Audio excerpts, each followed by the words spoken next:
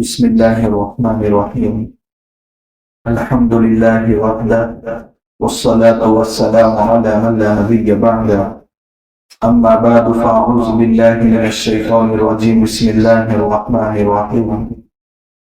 لقد جاءكم رسول من أنفسكم عزيز عليه ما عنتم حريص عليكم بالمؤمنين رؤوف رحيم. صدق الله مولانا العظيم ونحن على ذلك لمن الشاهدين والشاكرين والذاكرين والحمد لله رب العالمين. قابل احترام بزرگان دین، ربیع الاول کی تخصیص کے بغیر سال کے تمام ایام میں اللہ کے نبی صلی اللہ علیہ وسلم کی سیرت کا تذکرہ، آپ صلی اللہ علیہ وسلم کی زندگی کے واقعات کا تذکرہ، اللہ کے نبی صلی اللہ علیہ وسلم کی جوتیوں کا تذکرہ، آپ کے شہر کی گلیوں کا تذکرہ، آپ کے غلاموں کا اور غلاموں کا تذکرہ، یہ باعث سعادت ہے، رحمتوں کے اترنے کا ذریعہ بھی ہے، مصیبتوں کے ہٹنے کا ذریعہ بھی ہے، مگر اس کی کوئی تخصیص نہیں ہے۔ ایک کتاب ہے نشر الطیب، اللہ کے نبی صلی اللہ علیہ وسلم کی پوری سیرت پر کتاب لکھی گئی ہے۔ علامہ تھانوی رحمۃ اللہ علیہ فرماتے ہیں کہ ایک مرتبہ تھانہ بون میں طاعون پھیل گئے، کثرت سے روزانہ جنازے اٹھتے تھے۔ اس وقت وہ سیرت کی کتاب لکھ رہے تھے۔ فرماتے ہیں کہ جس دن سیرت کی کتاب کا کچھ حصہ میں لکھتا تھا اس دن کوئی بھی جنازہ نہیں اٹھتا تھا، اور جس دن کسی دوسری مصروفیت کی وجہ سے اس کا کچھ حصہ لکھنے کا وقت نہیں ملتا تھا تو کثرت سے موتے ہوتے تھے۔ اللہ کے نبی صلی اللہ علیہ وسلم کی سیرت کا پہلو اتنا عظیم ہے کہ اللہ تعالیٰ آنے والی بلائیں بھی ٹال دیتے ہیں۔ علامہ بویلی رحمۃ اللہ علیہ ایک بہت بڑی بیماری کے اندر مبتلا ہو گئے۔ ان کی بیماری کے بارے میں دو روایتیں ہیں کہ ان کے پیر دونوں فالج ہو گئے تھے، لقوے کا اثر ہو گیا۔ دوسری روایت ہے کہ ان کے بدن پر سفید داغ پڑ گئے تھے۔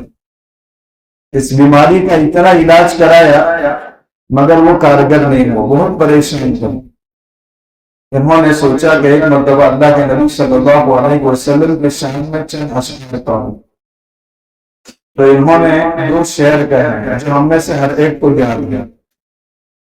یا رب صلی وسلم دائما ابدا علی حبیبک خیر الخلق کلہم، اے میرے پروردگار صلاۃ و سلام اتار ہمیشہ کے لیے محمد صلی اللہ علیہ وسلم جو تیرے حبیب ہیں اور تمام مخلوقات میں سب سے بہتر ہے۔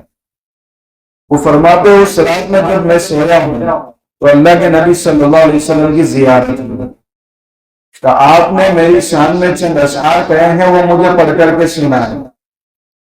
تو انہوں نے وہ خواب میں اللہ کے نبی صلی اللہ علیہ وسلم کو اشعار سنائے تو اللہ کے نبی صلی اللہ علیہ وسلم بہت خوش ہوئے اور کہا کہ کیا انعام چاہتے ہیں؟ کہ رسول اللہ اتنی سخت بیماری کے اندر مبتلا ہوں، آپ دعا فرما دیجیے۔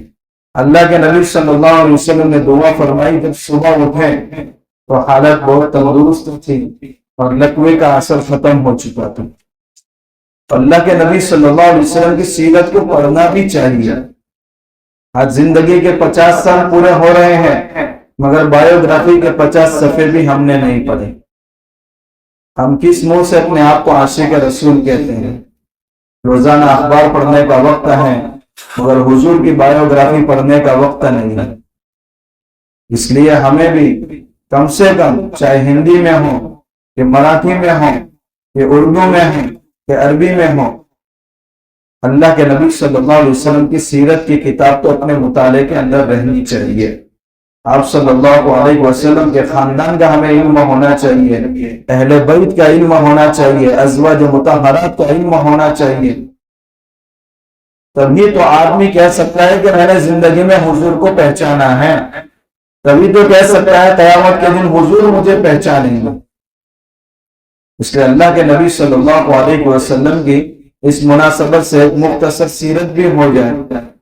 اللہ کے نبی صلی اللہ علیہ وسلم خود ارشاد فرماتے ہیں کہ اللہ تعالیٰ نے مجھے پاکیزہ پیٹھوں سے پاکیزہ پیٹوں میں منتقل کیا۔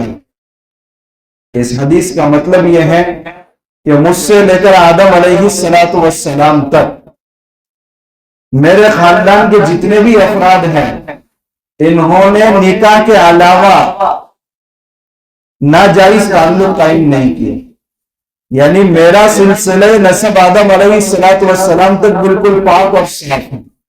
اللہ نے مجھے پاکیزہ پیٹھوں سے پاکیزہ پیٹوں میں منتقل فرمایا۔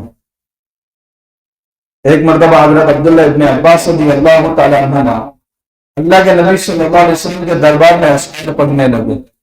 ان اشعار کا خلاصہ یہ تھا کہ یا رسول اللہ، حضرت نوح علیہ السلام کی کشتی کیسے پانی کے اندر ڈوب سکتی تھی جبکہ ان کی پشت میں محمد صلی اللہ علیہ وسلم کا نور تھا؟ حضرت ابراہیم علیہ السلام نمرود کی آگ میں کیسے جل سکتے تھے جبکہ ان کی پشت میں محمد صلی اللہ علیہ وسلم کا نور تھا؟ حضرت اسماعیل علیہ السلام چھری تلے کیسے ذبح ہو سکتے تھے جبکہ ان کی پشت کے اندر محمد صلی اللہ علیہ وسلم کا نور تھا؟ اللہ کے نبی صلی اللہ علیہ وسلم کا یہ بھی ارشاد ہے کہ میں دو ذبیحوں کا بیٹا ہوں، ایک تو دادا حضرت اسماعیل علیہ السلام جن کا لقب ہے ذبیح اللہ، اور ایک ان کے والد حضرت عبداللہ۔ آپ صلی اللہ علیہ وسلم کے دادا عبد المطلب نے منت مانی تھی کہ اللہ تعالیٰ مجھے 10واں بیٹا عطا کرے گا تو میں بیت اللہ کے قریب اللہ کے راہ میں اس کو قربان کروں گا اور ذبح کروں گا۔ اس زمانے میں منت جائز ہوگی۔ 10ویں بیٹے کے طور پر اللہ تعالیٰ نے عبداللہ عطا فرمایا۔ اب جس وقت ان کو ذبح کرنے کے لیے لے کر جا رہے ہیں تو عبد المطلب کو بھی عبداللہ سے بہت محبت ہے، بہنوں کو بھی عبداللہ سے بہت محبت ہے۔ تو ابا جان آپ ذرا غور کر لیجئے، پورا انداز بھی کر لیجئے، تو ایک طرف 10 اونٹ ہے، دوسری طرف عبداللہ ہے، اور پورا عبداللہ کے نام ہی کھل رہا ہے، کا ذبح تو ان کو ہی ہونا ہے۔ 20 اونٹ ایک طرف، پھر عبداللہ، پورا ان کے نام ہی نکل رہا ہے، حتیٰ کہ ایک طرف 100 اونٹ جمع ہو گئے اور دوسری طرف عبداللہ ہے، تب پورا 100 اونٹوں کے نام نکلا اور 100 اونٹ ذبح کیا حضرت عبداللہ کے بجائے۔ تو اللہ کے نبی صلی اللہ علیہ وسلم کی روایت کا مطلب یہ ہے میں 2 ذبیحوں کا بیٹا ہوں، یعنی ان کے والد کے بھی منت کے مطابق ذبح ہی کرنا تھا۔ اگر وہ عبداللہ کیسے ذبح ہو سکتے تھے جن کی پشت میں محمد صلی اللہ علیہ وسلم کا نور؟ ایک یہودی عورت نے آپ صلی اللہ علیہ وسلم کے والد کو جب دیکھا تو پیشانی پر نور محمدی چمک رہا تھا، لیکن دوسری مرتبہ جب دیکھا، جب حضرت عبداللہ کا حضرت آمینہ سے نکاح ہو گیا تو اب وہ نور محمدی نظر نہیں آ رہا تھا۔ تو اس یہودی عورت نے کہا کہ شاید تمہارا نکاح ہو چکا ہے اور وہ نور محمدی کسی پاکیزہ پیٹ میں اندر منتقل ہو چکا۔ تو اللہ کے نبی صلی اللہ علیہ وسلم نے خود فرمایا، اور ان روایات کا خلاصہ یہ ہے، اللہ کے نبی صلی اللہ علیہ وسلم کا مزاج اللہ تعالیٰ نے بچپن سے ہی منصفانہ بنایا تھا، بہت انصاف والا مزاج۔ جس سال آپ ابو طالب کی تربیت میں تھے اس زمانے میں آپ کا حال یہ تھا کہ جب کھانا آپ کے حصے کا آپ کو نہیں دیا جاتا تھا آپ نہیں کھاتے تھے، دوسرے بھائیوں کے حصے میں سے لے کر نہیں کھاتے تھے۔ حضرت حلیمہ سعدیہ رضی اللہ تعالی عنہا جس وقت مدت رضاعت چل رہی ہے، دودھ پینے کا زمانہ چل رہا ہے، تو سینے کے ایک ہی حصے سے دودھ پیتے تھے، دوسرے حصے سے دودھ نہیں پیتے تھے، کہ میں اپنے رضائی بھائی بہنوں کے حق میں خیانت نہیں کرنا چاہتا۔ اتنا مزاج میں اللہ تعالیٰ نے انصاف عطا فرمایا۔ مکی دور میں ایک بڑا قبیلہ قریش کا تھا، قبیلہ قیس۔ ایک بہت بڑا واقعہ اس کے اندر پیش آ گیا۔ قبیلہ قیس، اس میں ایک سردار کی بیٹی جس کا نام تھا فاطمہ، ان سے چوری کا صدور ہو گیا۔ تو سب مسلمان بے چین ہو گئے کہ اب کیا ہوگا، حتیٰ کہ کچھ صحابہ کرام سفارش لگوانے کے لیے اللہ کے نبی صلی اللہ علیہ وسلم کے پاس آئے اور کہا یا رسول اللہ سردار کی بیٹی ہے۔ تو اللہ کے نبی صلی اللہ علیہ وسلم کی رگیں پھول گئی اور آپ نے فرمایا لو ان فاطمہ بنت محمد سرقت لقطعت یدہا، فاطمہ بنت قیس نہیں، اگر فاطمہ بنت محبت بھی چوری کرتی تو میں بھی اس کے ہاتھ کراتا۔ یعنی اس زمانے میں بھی انصاف کا یہ حال تھا، وہاں ججوں کی تبدیلی نہیں ہوتی تھی، وکیلوں کو خریدا نہیں جاتا تھا، ہر ایک کو انصاف اسی وقت مل جاتا تھا۔ یا آپ صلی اللہ علیہ وسلم سے زیادہ کوئی بڑا منصف اس دنیا پیش کر سکتی ہے؟ قاضی عیاض رحمۃ اللہ علیہ کی ایک کتاب ہے الشفاء بتعریف حقوق المصطفیٰ، اس میں فرماتے ہیں کہ دنیا کے بننے سے لے کر دنیا کے ختم ہونے تک اللہ تبارک و تعالیٰ نے تمام انسانوں میں جو عقل تقسیم فرما رکھی ہے اور اللہ کے نبی صلی اللہ علیہ وسلم کو جو عقل عطا فرما رکھی ہے، ان کا تمام انسانوں کی عقل کے ساتھ موازنہ ایسا ہی ہے جیسا کہ ایک ذرے کا پہاڑ کیسے، یعنی اللہ کے نبی صلی اللہ علیہ وسلم سے زیادہ عقل مند انسان کوئی ہو ہی نہیں سکتا، اور آپ کی عقل کا موازنہ پوری دنیا کے انسانوں کی عقل کے ساتھ ایسا ہی ہے جیسے پہاڑ کو ذرے کیسے۔ اللہ کے نبی صلی اللہ علیہ وسلم کے ہر عضو پر اللہ تعالیٰ کا پہرا تھا۔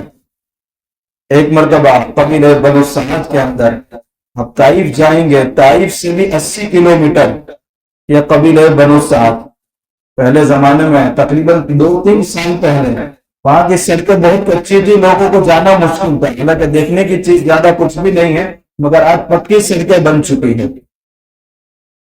اس قبیلے کے اندر اللہ کے نبی صلی اللہ علیہ وسلم بچوں کے ساتھ بھی کھیل رہے ہیں، 4 سال کی عمر تھی، 2 سال مسجد لے کر کے گئی تھی، حضرت حلیمہ سعدیہ رضی اللہ تعالیٰ عنہ کو ان کی برکتیں دیکھی تھی، تو وہ بچے آپس میں کہنے لگے چلو محمد مکہ کے اندر گانے بجانے کی محفل لگی ہے۔ اللہ کے نبی صلی اللہ علیہ وسلم ان بچوں کے ساتھ آئے مکہ۔ آپ صلی اللہ علیہ وسلم خود فرماتے ہیں قبل اس کے کہ اس گانے کی آواز میرے کان میں پڑے اللہ کی طرف سے میرے اوپر قنوت کی طاری ہوگی، اور جب میں اپنی نیند سے بیدار ہوں تب یہ سارا معاملہ ختم ہو چکا ہے۔ یعنی بچپن میں بھی میرے کان گانے سے آشنا نہیں ہوئے کہ گانا کس کو کہتا ہے۔ اللہ کے نبی صلی اللہ علیہ وسلم موسیقی کو اس دنیا میں ختم کرنے کے لیے آئے تھے، اور آج کا نوجوان گانوں کے ذریعے اپنے دل کو سکون پہنچا رہا ہے۔ سیرت کے وہ اسباب جو امت بھول چکی ہیں، دوبارہ اس کو اپنی زندگی کے اندر زندہ کرنے کی ضرورت ہے۔ اللہ کے نبی صلی اللہ علیہ وسلم فرماتے ہیں کہ ایک مرتبہ جب کعبۃ اللہ کی تعمیر ہو رہی تھی، مکہ کے تمام افراد اپنے بدن پر باندھی ہوئی لنگی کو اپنے کندھے پر ڈال کر کے اینٹیں اٹھا کر کے لا رہے تھے، تو کچھ لوگوں نے مجھے بھی کہا چلو تم بھی اس کام میں ہاتھ بٹاؤ۔ اللہ کے نبی صلی اللہ علیہ وسلم جب اپنے جسم کا وہ حصہ کھول رہے ہیں کہ آپ بے ہوش ہو جاتے ہیں، یعنی اللہ کے نبی صلی اللہ علیہ وسلم نے آپ کے ستر کی بھی حفاظت فرمائی، اور دنیا کا یہ عظیم انسان جس کی تربیت میں اللہ تعالیٰ نے دنیا کے کسی انسان کا سہارا نہیں دیا، مولانا مناظر حسن گیلانی رحمۃ اللہ علیہ، یہ بڑے زبردست نکھار آدمی تھے۔ ان کی کتاب ہے نبی الخاتم، بہت مختصر کتاب ہے، پڑھنے جیسے الفاظ مشکل ضرور ہے، مگر اس میں فرماتے ہیں کہ اللہ تعالیٰ یہ دنیا کو بتا رہے ہیں کہ میں نے اپنے محبوب کی پرورش میں کسی کا کوئی حصہ نہیں لیا۔ پیدا ہونے سے 2 ماہ پہلے عبداللہ والد کا انتقال، 6 سال کی عمر میں والدہ کو خود اپنے ہاتھوں دفنا رہے ہیں، دادا کا بھی انتقال ہوا، ابو طالب کی پرورش میں آئے، مگر ظاہری جو تربیت کا سہارا ہے وہ اللہ نے کسی کا نہیں دیا، بلکہ اللہ نے خود تربیت فرمائی۔ آپ کا اس دنیا میں کوئی استاد، کوئی نستورہ، کوئی معلم نہیں۔ اللہ کے نبی صلی اللہ علیہ وسلم خود فرماتے ہیں علمنی ربی فاحسن علمی، مجھے علم اللہ نے سکھایا ہے، کتنا بہترین سکھایا ہے۔ ادبنی فاحسن ادبی، مجھے علم و ادب میرے رب نے سکھایا اور کتنا بہترین انداز میں سکھایا۔ اللہ کے نبی صلی اللہ علیہ وسلم نے پوری دنیا کو ہر ایک کے حقوق بتائے، والدین کو اولاد کے تعلق سے، اولاد کو والدین کے تعلق سے، شوہر کو بیوی کے تعلق سے، بیوی کو شوہر کے تعلق سے، دوستوں کو دوستوں کے تعلق سے، رشتہ داروں کے تعلق سے، پڑوسیوں کے تعلق سے، حتیٰ کہ دشمنوں کے تعلق سے بھی اللہ کے نبی صلی اللہ علیہ وسلم نے حقوق بتائے۔ آپ پوری رحمت للعالمین علامہ سید سلیمان ندوی رحمۃ اللہ علیہ کی کتاب ہے، وہ ضخیم ہے، اوپر تیسرے نمبر پر آپ دیکھ سکتے ہیں، وہ کتاب آپ پڑھتے جائیں۔ پوری دنیا کے سامنے آپ نے کئی سے نصیحت پیش کی۔ دنیا نے پہلی جنگ عظیم بھی دیکھی، دوسری جنگ عظیم بھی دیکھی، لاکھوں انسان قتل کر دیے گئے۔ جو نعرہ دیتے ہیں انسانیت کا، ہیومنزم کا، مساوات کا، حقوق انسانیت کا، بڑے بڑے ادارے اسلام پر قائم کر رکھیں گے، مگر کتنے انسانوں کی جانیں گئی۔ ان کے ملک کا حال یہ کہ کتے کا ایکسیڈنٹ ہو جائے تو بڑے بڑے مقدمات لڑے جاتے ہیں، مگر آج غزہ کے مسلمانوں کی آہیں سننے کی طاقت ان کے اندر نہیں۔ یہ کیا دنیا کو انصاف سکھا سکتے ہیں؟ اللہ کے نبی صلی اللہ علیہ وسلم نے کیسا انصاف سکھایا۔ آپ نے بھی جنگیں لڑی ہیں، آپ نے اپنی زندگی کے مدنی دور میں جتنی جنگیں لڑی ہیں، اب وہ کتاب اٹھا کر کے دیکھیے، ان جنگوں میں مارے جانے والے کافر اور شہید ہونے والے مسلمانوں کی تعداد صرف 900 ہے، دونوں ملا کر کے صرف 900 ہے۔ اور آپ پہلی جنگ عظیم دیکھیے، دوسری جنگ عظیم دیکھیے، اور تیسری کے لیے میدان سجایا جا رہا ہے، اس سے پہلے کتنا ظلم کیا گیا۔ ہر ٹیمپل قائم کرنے کے لیے مسلمانوں کا خون پانی سے بھی سستا ہو چکا ہے۔ کہتے ہیں نا دجال کے پاس خزانہ ہوگا مگر لوگوں کو بھوکا مارے گا، اور دنیا اپنے آنکھوں سے دیکھ رہی ہے۔ اللہ کے نبی صلی اللہ علیہ وسلم نے وہ انصاف قائم کر کے آدھی سے زیادہ دنیا پر انصاف قائم کر کے آپ نے دکھایا۔ ہر گوشہ آپ سیرت نبوی میں تلاش کیجیے، آپ کو ملے گا۔ اللہ کے نبی صلی اللہ علیہ وسلم کو اللہ تعالیٰ نے چونکہ انبیاء کا سلسلہ آپ پر ختم کیا تو معجزات بھی اللہ کے نبی صلی اللہ علیہ وسلم کو اللہ نے زیادہ دی۔ مستقل معجزات پر علماء کی کتابیں ہیں، ایک قول کے مطابق 300 معجزات اور ایک قول کے مطابق 600 معجزات۔ تقریباً آپ ہر چیز میں دیکھیں گے کہ حضور کا عملی معجزہ ہر چیز میں دکھتا تھا، آسمانوں میں بھی، زمینوں میں بھی، جناتوں میں بھی، فرشتوں میں بھی، حتیٰ کہ شیطان میں بھی حضور کا معجزہ دکھتا ہے۔ ایک مرتبہ حضرت علی رضی اللہ تعالیٰ عنہ کی نماز عصر قضا ہو گئی۔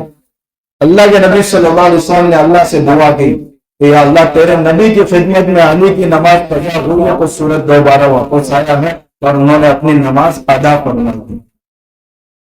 چاند کے ٹکڑے 2 کیے، ہندوستان کا راجہ بوش اپنے اس عمل واقعے کے مشاہدے کا خود بیان نوٹ کروا رہا ہے،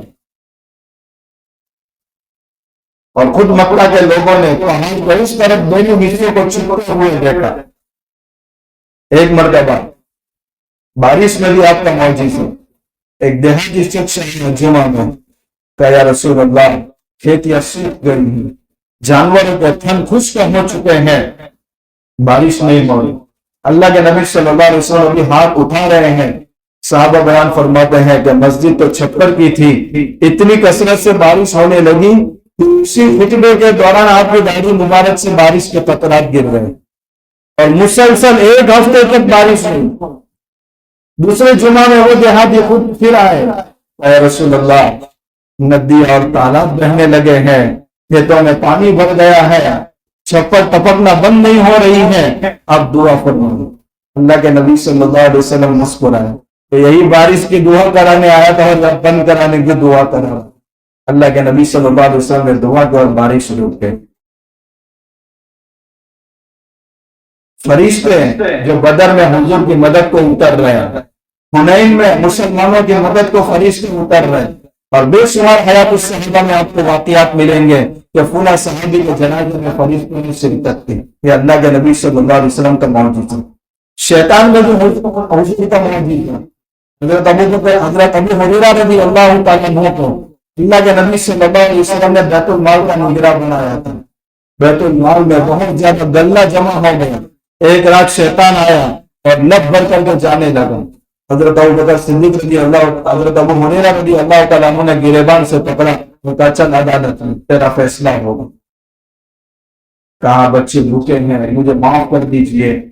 نہیں حضور کی عدالت میں چل. کہا ایک عمل بتا دیتا ہوں مجھے چھوڑ دو. کہا کیا عمل ہے؟ کہا اگر بیت المال کی حفاظت کرنی ہے، گھر کی حفاظت کرنی ہے، سامان کی حفاظت کرنی ہے تو آیت الکرسی پڑھ کر کے دم کرو، شیطان سے حفاظت. کہ اللہ کے نبی صلی اللہ علیہ وسلم کی برکت سے شیطان میں بھی معجزہ نظر آیا.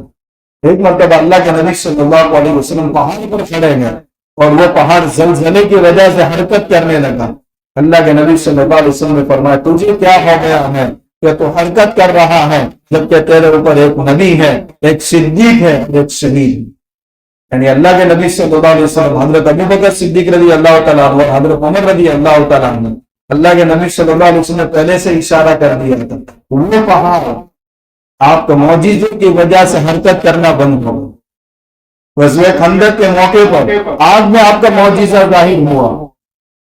حضرت جابر رضی اللہ تعالیٰ عنہ دیکھ رہے کہ حضور کے پیٹ پر 2 پتھر بندھے ہوئے ہیں. کہ یا رسول اللہ گھر میں دعوت ہے، ایک چھوٹا بکری کا بچہ ذبح کیا ہے اور جو کا آٹا بنا کر کے روٹی تیار کی ہے. اللہ کے نبی صلی اللہ علیہ وسلم نے اعلان کر دیا. تقریباً 3 روایتیں ہیں کہ 1500 سے 3000 صحابہ کرام کی تعداد تھی. کہ حضرت جابر رضی اللہ تعالیٰ عنہ سر کھجلا رہے گھر میں کیا جواب دوں گا. 4 لوگوں کو دعوت دینے کا حکم تھا اور یہاں تو 3000 کا قافلہ آ رہا ہے. اللہ کے نبی صلی اللہ علیہ وسلم نے فرما دیا تھا کہ چولہے پر سے ہانڈی مت ہٹانا اور روٹی پر سے کپڑا مت ہٹانا. وہ آگ جو ہمارے شوربے کو سکھا دیتی ہے وہ حضرت جابر رضی اللہ تعالیٰ عنہ کے شوربے کو بڑھا رہی تھی کہ 3000 لوگوں نے کھانا کھایا. کہ اللہ کے نبی صلی اللہ علیہ وسلم کا معجزہ آگ کے اندر ظاہر ہوا. اور کتنی مرتبہ پانی میں ظاہر ہوا، کتنی مرتبہ سفر میں صحابہ کو پانی کی قلت پیش آئی. کبھی وہ چشمہ اللہ کے نبی صلی اللہ علیہ وسلم کے انگلیاں مبارک سے ظاہر ہوتا ہے. علماء نے لکھا ہے کہ وہ آب زمزم سے بھی بہتر تھا، وہ حوض کوثر سے بھی بہتر تھا. یہ چشمہ اللہ کے نبی صلی اللہ علیہ وسلم کی انگلیوں سے بہا. تو بے شمار معجزات اللہ تعالیٰ نے اللہ کے نبی صلی اللہ علیہ وسلم کو عطا فرمائے تھے، مگر وہ عملی معجزے. آپ کو اتنا تعجب ہو رہا ہے، سب سے بڑا معجزہ اللہ کے نبی صلی اللہ علیہ وسلم کا جو علمی معجزہ ہے وہ قرآن پاک تھا. اور یہ معجزہ اللہ کے نبی صلی اللہ علیہ وسلم کا قیامت تک بلکہ قیامت کے بعد تک باقی رہے گا. ہماری تمنا تھی کہ ہم وہ سارے معجزات اپنی آنکھوں سے دیکھتے. اپنے مکہ میں مسجد شجرہ دیکھی ہوگی، شجرۃ کے معنی درخت پہ ہے، وہاں وہ درخت تھا جو آگے بڑھ کر حضور کی شہادت دے رہا ہے کہ آپ اللہ کے سچے رسول ہیں. کنکریاں کبھی گواہی دے رہی ہے. تو ہم کم سے کم اللہ کے کلام کے ساتھ جو حضور کا زندہ جاوید معجزہ ہے اس سے اپنا رشتہ جوڑے. یہی اس معجزے کی قدر ہے. اللہ کے نبی صلی اللہ علیہ وسلم نے فرمایا تھا فتنوں کے دور میں اللہ کی کتاب اور میرے فرامین کے ساتھ آپ مضبوط رشتہ جوڑ دو، گمراہی سے محفوظ رہو. بے شمار معجزات اللہ کے نبی صلی اللہ علیہ وسلم کو عطا فرمایا. آپ نے ایک ایک شعبے کا دین پوری امت کے سامنے پیش کیا. سب سے کمزور نازک مسئلہ اس دور میں اگر کوئی ہے بچیوں کی تربیت کا. اللہ کے نبی صلی اللہ علیہ وسلم نے اپنے بچیوں کی کیسی تربیت کی. ایک مرتبہ حضرت فاطمہ الزہرا رضی اللہ تعالیٰ عنہا آئی اور کہا یا رسول اللہ میرے اور علی کے اندر انبن ہو. اللہ کے نبی صلی اللہ علیہ وسلم نے کیا فرمایا؟ حضرت فاطمہ کو اپنے شوہر کے بارے میں اعتماد دلا رہے ہیں اور کہہ رہے ہیں فاطمہ میں نے قریش کے سب سے معزز انسان سے آپ کا نکاح کرایا، آپ قدر کریں. اور آج کے ماں باپ ہوں تو اپنے بچی کی معمولی بات میکے کے اندر سننے کے بعد فوراً اتنے جذبات میں آ جاتے طلاق تک کا مطالبہ کر لیتے. کیا نہیں سنی اللہ کے نبی صلی اللہ علیہ وسلم کی وہ حدیث شرعی عذر کے بغیر اگر شوہر سے طلاق کا مطالبہ کیا جا رہا ہے کل قیامت کے دن جنت کی خوشبو شوہر پر حرام. بجائے اس کے ہم خاندانوں کو جوڑ دیں. حضرت عمرو بن عاص رضی اللہ تعالیٰ عنہ اپنے بیٹے کا نکاح کرنے کے بعد جب بہو گھر کے اندر آئی ہے تو ایک مرتبہ پوچھیں بیٹا تم نے اپنے شوہر کو کیسا پایا؟ بہو کوئی بات اگر ہمارے سامنے کر دے تو ہم کہتے ہیں بہت جری ہیں، بہت بڑی زبان والی ہیں۔ وہ بہو کہہ رہی ہے ابا جان میرے شوہر تو بڑے نمازی ہیں، مگر آج تک غسل کا راستہ انہوں نے نہیں دیتا، غسل کرنے کا راستہ انہوں نے نہیں دیتا۔ فوراً گئے اللہ کے نبی صلی اللہ علیہ وسلم کے پاس، کہ رسول اللہ میرے بیٹے کو نصیحت کرے کہ بیوی کا حق ادا کرے اور عبادت میں اعتدال پیدا کرے۔ زیادہ نوافل کی کثرت جس میں بیوی کے حقوق مارے جا رہے ہیں، یہ عبادت اعتدال سے بھری ہوئی اور اس میں بھولو ان کو وقت دے۔ اب بہت سارے نوجوانوں کے گھر سے ایسی خبریں مل رہی ہیں کہ رات میں موبائل کے پیچھے 4 گھنٹے بیوی کی طرف دیکھنے کو تیار نہیں۔ یہ کون سی سیرت کا سبق ہم اپنی زندگیوں میں اپنا رہے ہیں کہ اللہ کے نبی صلی اللہ علیہ وسلم نے معاشرے کا دن بھی ہم کو نہیں سکھایا۔ یہ اللہ کے نبی صلی اللہ علیہ وسلم کے عمل پر ہم دبا بن کر کے ثابت ہو رہے ہیں۔ اللہ کے نبی صلی اللہ علیہ وسلم نے ہر چیز کا علم اپنی امت کو سکھا کر کے گئے۔ وہ سیرت کے اسباب جو آج امت بھول چکی ہیں زندہ کرنے کی ضرورت ہے۔ آج ربیع الاول کا مہینہ شروع ہوتا ہے، پتہ نہیں شیطان کس طرح کی بے راہ روح ہمارے اندر کھول رہا۔ ایک ٹیچر اپنے بچوں کو کہتے ہیں یہ ہوم ورک کل کر کے آنا، اور وہ بچے دوسرے دن کیا کرتے ہیں، جہاں سے ٹیچر کا گزر ہوتا ہے اس راستے پر پنکھڑیاں بچھاتے ہیں، اس کو آراستہ کرتے ہیں، ٹمٹمے لگاتے ہیں اور ویلکم کے بڑے بڑے بینر لگائے جاتے ہیں۔ دوسرے دن جب استاد آتے ہیں اور پوچھتے ہیں بچوں کو ہوم ورک کیا ہے تو بچوں کا جواب کیا ہوتا ہے، ہوم ورک تو نہیں کیا مگر آپ کے شاندار ویلکم کا انتظام کیا۔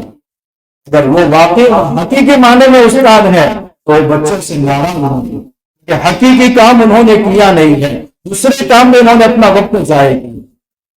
اللہ کے نبی صلی اللہ علیہ وسلم نے جو ہوم ورک امتی کو دیا تھا، کیا ہوم ورک ہم نے وہ پورا کیا ہے کہ ہم دوسرے راستے پر شیطان کو لے جانے سے جا رہے ہیں؟ ربیع الاول کا مہینہ بڑے بڑے بینر لگانے کا نہیں ہے، بلکہ اللہ کے نبی صلی اللہ علیہ وسلم نے جو ہوم ورک دیا تھا ہوم ورک اپنی زندگیوں میں داخل کرنے کا، وہ ہوم ورک جو خلفاء راشدین نے کر کے دکھایا، وہ ہوم ورک جو حضرات صحابہ کرام نے داخل کر کے اپنی زندگیوں میں دکھایا، وہ ہوم ورک جو عبداللہ بن مسعود رضی اللہ تعالیٰ عنہ جب اللہ کے نبی صلی اللہ علیہ وسلم نے دیکھا کہ جمعہ کی نماز میں بہت سارے نمازی خطبہ کھڑے ہو کر کے سن رہے ہیں، آپ فرما رہے اجلس بیٹھ جاؤ۔ عبداللہ بن مسعود رضی اللہ تعالیٰ عنہ ابھی مسجد میں آئے ہوئے راستے میں ہیں اور وہ آواز ان کے کان میں پڑی اور اسی جگہ بیٹھ گئے۔ تو اس وقت دیواریں نہیں تھی، اللہ کے نبی صلی اللہ علیہ وسلم کی نگاہ پڑی۔ عبداللہ بن مسعود میں نے تو تم سے نہیں کہا تھا، اے رسول اللہ جب آپ کا حکم میرے کانوں سے ٹکرائے کہ بیٹھ جاؤ تو کس کی مجال ہو سکتی ہے کہ میں ایک قدم آگے ہوں؟ یہ اللہ کے نبی صلی اللہ علیہ وسلم کا حکم تھا کہ آپ امت کو دے کر کے گئے تھے مگر بھول چکے۔ آپ کی زبان حرکت کرنے کے قابل نہیں تھی۔ جس وقت آپ کا آخری وقت تھا، حضرت عائشہ رضی اللہ تعالیٰ عنہ کی گود میں آپ کا سر ہے۔ حضرت عائشہ رضی اللہ تعالیٰ عنہ فرماتی ہیں حضور کا معمول تھا کہ روزانہ رات میں سونے سے پہلے 4 قم پڑھ کر کے اپنے ہاتھ پر دم کرتے تھے اور اپنے پورے بدن پر پھیرتے تھے، مگر جو آخری چند دن آپ بیمار رہے اس میں آپ کے جسم میں وہ طاقت نہیں رہی تھی، میں 4 قم پڑھتی تھی اور حضور کے ہاتھوں پر دم کر کے حضور کے جسم پر منتی تھی۔ اس وقت آپ کی زبان سے جو حرکت کے بعد جو جملے نکلے الصلاۃ وما ملکت ایمانکم، اے میری امت کے لوگوں نماز کا بہت اہتمام کرنا، یہ سب سے بڑا ہوم ورک حضور نے امت کو دیا تھا۔ اور جلوس میں نہ جانے کا غم تو ہے مگر نمازوں کے قضا ہونے کا غم نہیں۔ اللہ کے نبی صلی اللہ علیہ وسلم یہ ہوم ورک ہم کو پڑھا ہے۔ اللہ کے نبی صلی اللہ علیہ وسلم سے محبت ہر مسلمان کا فطری تقاضا ہے، اور جس سے محبت ہوتی ہے اس سے وہ اظہار بھی کرتا ہے۔ اولاد کو ماں باپ سے محبت ہے، ماں باپ کو اولاد سے محبت ہے، شوہر کو بیوی اور بیوی کو شوہر سے محبت ہے، دوست کو دوست سے محبت ہے۔ دنیا میں ہر کسی سے کسی کو محبت ہوتی ہے، اس کا اظہار بھی کرتا ہے، مگر اس میں 2 چیزوں کا خیال رکھا جاتا ہے۔ ایک جس سے آپ محبت کا اظہار کر رہے ہیں اس کا مقام اور مرتبہ کیا ہے، دوسری چیز آپ جس عمل سے محبت کا اظہار کر رہے ہیں وہ عمل جس سے محبت کا اظہار کر اس کو پسند بھی ہے یا نہیں۔ ماں باپ اپنے معصوم بچوں سے جن الفاظ میں محبت کا اظہار کرتے ہیں اگر وہی الفاظ اولاد ماں باپ سے محبت کے اظہار کے وقت استعمال کرے تو یہ بے ادبی اور گستاخی شمار ہوتی۔ اللہ کے نبی صلی اللہ علیہ وسلم کی محبت کا اظہار آج ہم لوگ جو کر رہے ہیں کیا حال ہوا ہے، زبانیں خوش تو ہوئی پڑی ہے، کبھی زبان سے درود شریف تک پڑھنے کی نوبت نہیں ہوتی، کبھی چہرہ سجانے کی نوبت تک نہیں آتی۔ حکیم اختر صاحب رحمۃ اللہ علیہ فرماتے ہیں اگر دنیا میں وہ چہرہ اللہ کے نبی اللہ تعالیٰ کو پسند نہ ہوتا تو اللہ تبارک و تعالیٰ اپنے نبی کو چہرے پر داڑھی رکھنے کا حکم نہ دیتا۔ آج سنتوں سے عشق ختم ہو گیا، ہم کس منہ سے اپنے آپ کو کہہ رہے ہیں کہ ہم عاشق رسول ہیں، ڈر لگ رہا ہے کہ میری جاب چلی جائے گی۔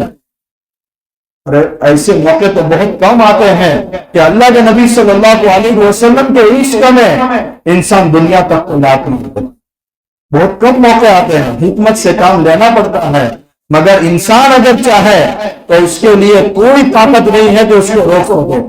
آج ہندوستان میں اسلام کو کسی پی ایم اور سی ایم سے جتنا خطرہ نہیں ہے جتنا مسلمانوں کی بدعملی سے اسلام کو خطرہ ہے، ہماری بدعملی سے اسلام کو زیادہ خطرہ ہے۔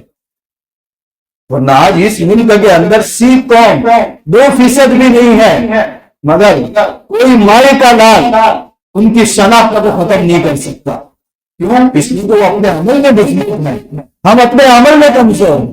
کیا عذر ہے؟ کوئی عذر نہیں ہے، اس کے باوجود سنت کا یہ ہماری زندگیوں میں نظر نہیں آتا۔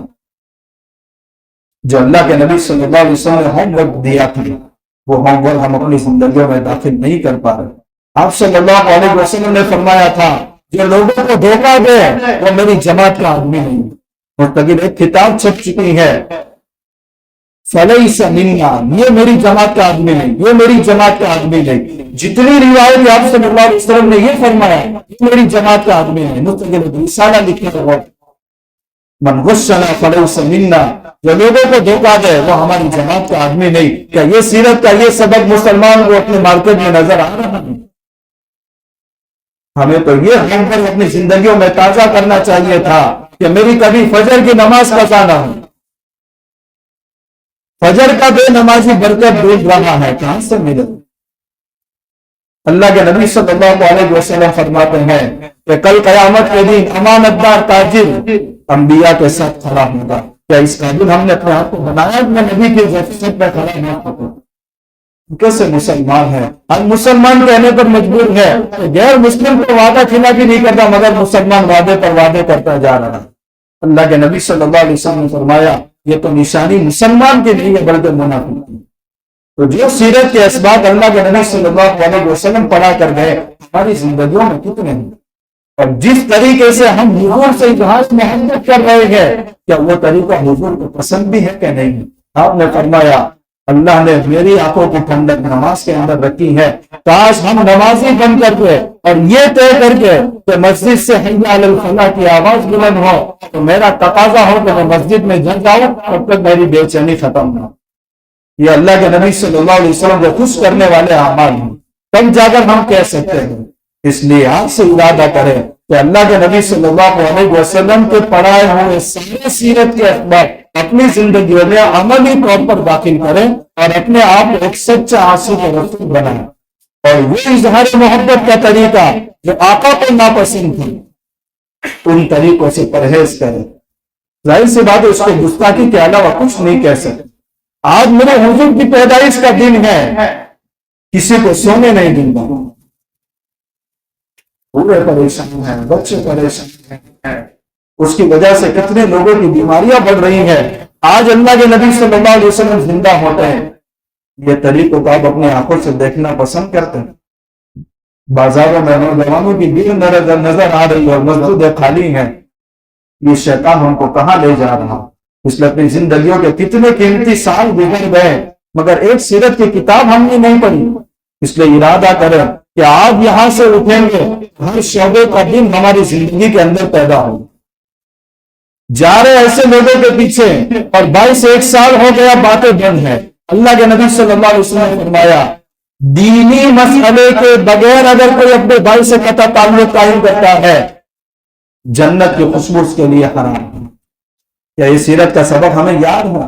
اور دشمنی میں دین بدین بڑھتے جا رہے ہیں.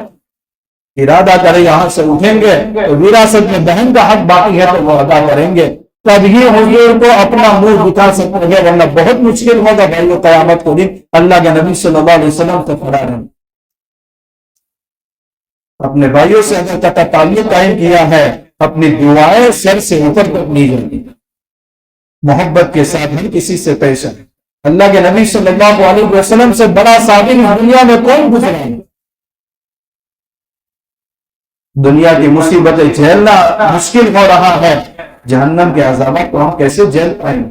اللہ کے نبی صلی اللہ علیہ وسلم کو ایک شخص زید بن شانہ خود بخود آ کر کے قرض دے رہا ہے اور اس وقت بھی متعین کر رہا ہے کہ اتنے دنوں میں مجھے دینا ہے.